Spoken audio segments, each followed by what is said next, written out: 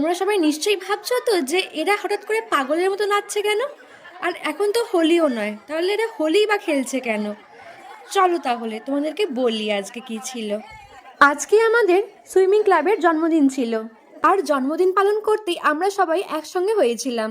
আর একসঙ্গে হওয়া মানেই খাওয়া দাওয়া, গান, নাচ, মজা, হই হুল্লোড় সব কিছুই চলবে আজকের সব কিছুই তোমাদের সঙ্গে এই ব্লগটাতে শেয়ার করব। তোমরা তো প্রথমেই দেখলে পকোড়া তৈরি হচ্ছে, আর আমি এখন গরম গরম পকোড়াটা খেয়ে নিলাম। এরপর আসলো কেক কাটিং এর পালা।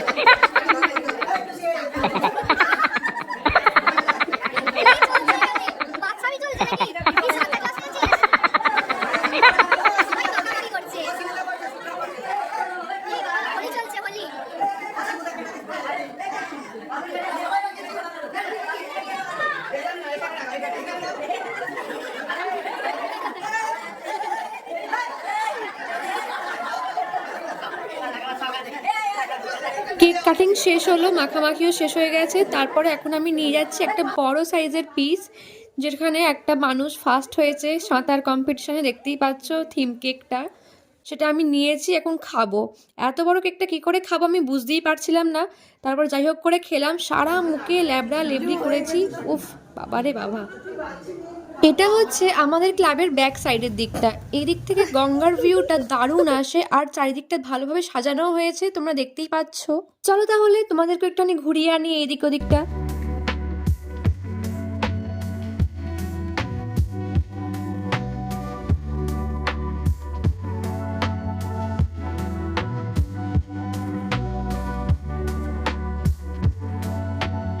এবার তাহলে আসি খাওয়া দাওয়ার পর্বে।